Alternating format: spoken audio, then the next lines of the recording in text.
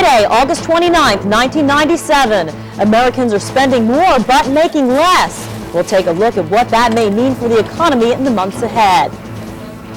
Some air travelers are left holding their tickets and looking for new transportation as another airline files for bankruptcy protection. And a whole new meaning to the phrase taking the show on the road. The story of the filling station, a small business enterprise also known as wine on the go.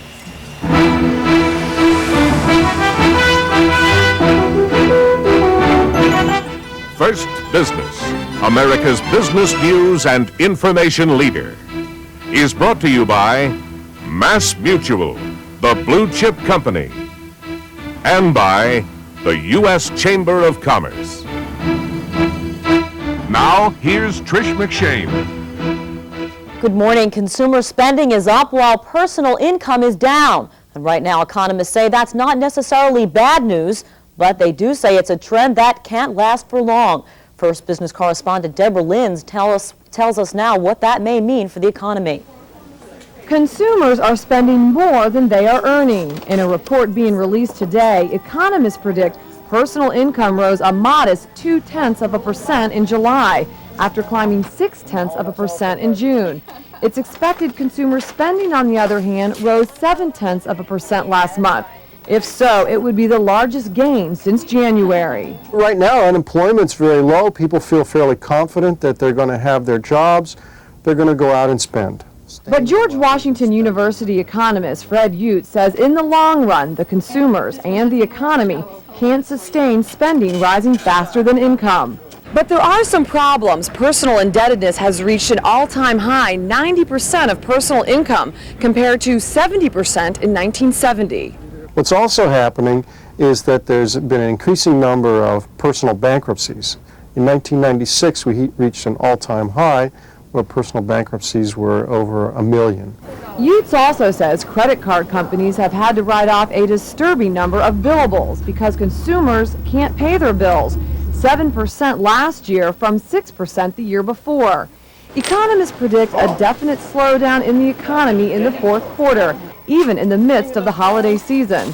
They say the gross domestic product, or GDP, will probably only be about 2.5% compared to 5% in the beginning of the year, but say inflation is still out of the current forecast. Deborah Linz, First Business.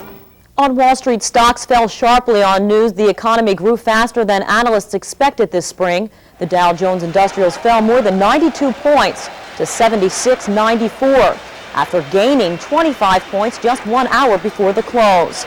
The blue chip index hit its lowest level since June in late afternoon trading. Decliners outpaced advancers 10-9 on the New York Stock Exchange. Volume was 487 million shares. Renewed inflation worries created volatility in the market. Stocks plummeted, recovered, and then plunged again. Now here with a look at the market this Friday morning is business reporter Karen Hendren from the trading floor in Merrill Lynch in New York. Analysts say with the current signs of strength in the economy, we're running out of room for error. The market is tighter than it was a year ago, and although most economists believe the second half of the year will slow down, they're expecting growth to be about 2.5% to 3%. Some say that might be strong enough to push the Federal Reserve to hike interest rates before the end of the year. Taking a look at the boards, the Dow dropped on word that second quarter GDP was stronger than first estimated. It came in at 3.6%, although that was basically in line with expectations. The large cap markets have been showing weakness overall in recent sessions, but small cap stocks have been taking up the slack, showing record strength. The bond market has been a little rich, but analysts say overall, the long-term picture looks good. One thing the market is buzzing about is whether the GDP figures will force the Fed to push up interest rates when they meet next month. Higher interest rates could be a threat to corporate profits. Most say we'll get a better picture of what to expect next week when we see a fresh rash of economic data. That's what they're talking about on Wall Street. On the Merrill Lynch trading floor, I'm Karen Hendren reporting for First Business. The Mitsubishi Motor Corporation has settled a sexual harassment lawsuit with 27 women at its Bloomington, Illinois plant. Mitsubishi will have to pay the woman $9.5 million. Some of the women will get as much as $500,000, with the rest getting lesser amounts based on their experiences. In their suit, the women claim they were subjected to obscene remarks, groping, and sexual discrimination. In overseas markets, prices on the Tokyo Stock Exchange closed lower overnight as the U.S. dollar gained value against the Japanese yen. Now for our first look at this morning's global market activities, let's go to our First Business International correspondents, starting with Stephen Bond in Tokyo. Stock markets in Japan and elsewhere in Asia tumbled for a second straight day following falls on Wall Street and Asia's spreading currency crisis. The Nikkei lost 222 to 18,229, with turnover of 370 million shares. The dollar firmed against the yen amid concerns about Japan's economic outlook. In Tokyo, Stephen Bond, First Business. Amid the turmoil surrounding Asian stock markets and currencies, the dollar is trading quietly, but traders say overall conditions in Europe are quiet ahead of the U.S. holiday weekend, and any dollar sales by asset managers balancing their books for the month-end could spark movement in a thin market. The present international equities drama, meantime, is having a limited impact here. Prices of leading names are steady. In London, Derek Grant, First Business. Share prices plummeted 123 points in Mexico City on fears that U.S. profits will slow and affect Mexico. The Bolsa Index's close at 47.89 was a 5-week low. Mexican shares have given back 6.5% in the past half dozen sessions. The peso lost a point to 7.76 on the dollar. Mike Kohler, First Business. Frankfurt share prices are retreating this morning in reaction to sentiment in the Far East. The weaker dollar and Wall Street's close are also hammering away at German markets. Meanwhile, the German government reports wholesale sales rose an annual 2.1% in July. On German exchanges this morning, the EBIS DAX index is down 32.40 points at 3,865.03. I'm Peter Dallé, First Business.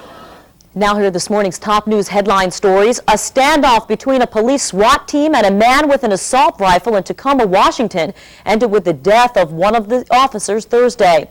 3 other police officers were wounded. The 4-hour standoff occurred when the 45-year-old man barricaded himself in a house following a domestic dispute.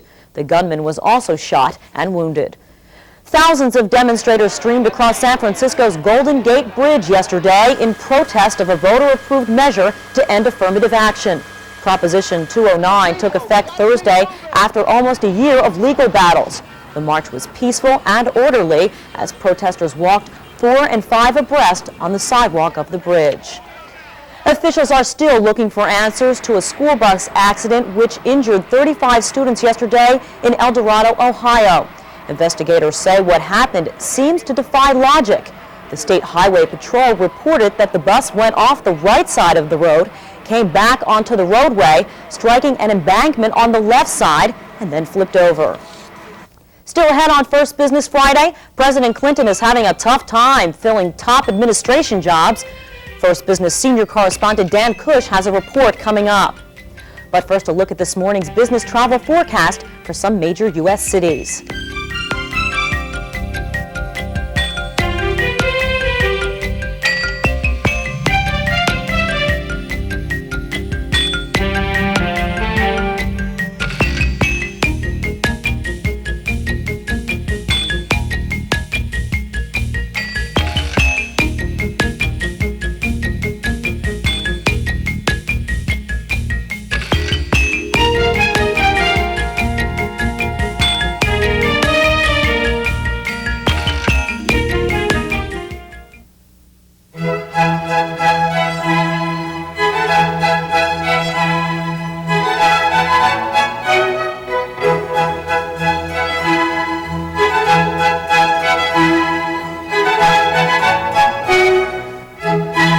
Wouldn't it be nice if everything on TV had ratings this high? Families and businesses across America rely on Mass Mutual for life insurance and financial security. Mass Mutual, the blue chip company. Anyone know the proper method of purchasing school supplies? Anyone? The answer is efficiently. Anyone know the name of the economics genius responsible for this ideology? Anyone? His name is Max. Okay, so I molded a few minds thanks to Office Max, your back-to-school headquarters. Over 7,000 items at guaranteed low prices, so you'll never have to shop around. It's very exciting. Bring it down a notch, will you, pal? Office Max. We go to the max for you. Take advantage of this special subscription offer from Forbes. Call now for your free trial issue. When the bill arrives, pay it or write cancel on the bill and owe nothing. You'll also receive our mutual fund survey free for only $19.97. Forbes can help you realize your dreams. Call now. Subscribe to the Wall Street Journal now and get our gift of 2 weeks free. That's 12 weeks for just 66 cents a day. Call 800-454-5900. That's 800-454-5900.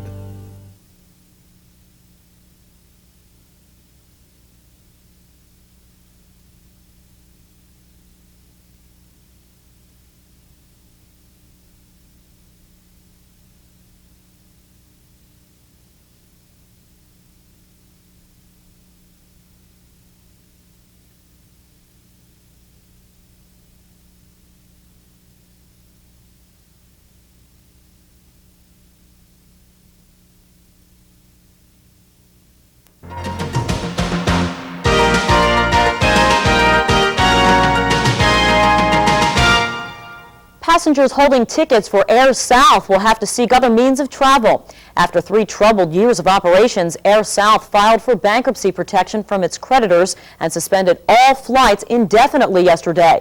The discount airline, which serves 10 cities, mostly in the Southwest, has laid off all of its 700 employees because it could not meet its payroll.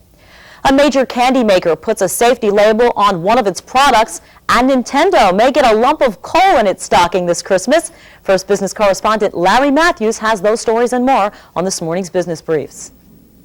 Nestle is going to relabel its Nestle Magic Candy with warnings that the product may be hazardous to children under the age of 3. The product features Disney characters inside a chocolate-covered plastic ball, which attorneys general in 2 states claim pose a choking hazard. Company and federal officials say the product is safe, however. General Motors' Buick division wants to increase its market share to 5%. It's now about 4.8%. Buick calls it a reasonable goal and will introduce 3 new models for the 1998 model year. Boeing can't keep up with its own production schedule for the 747 jumbo jet and will either shift or hire hundreds of workers to meet the target of delivering 46 747s this year. Boeing may also move some of the work to McDonnell Douglas facilities it acquired in its recent merger with its one-time rival. There's been another in what's become a string of major advertising agency moves. Continental Airlines is dumping the Dallas-based Richard Group for NW Air & Partners, which handles General Motors and Folgers Coffee, among others.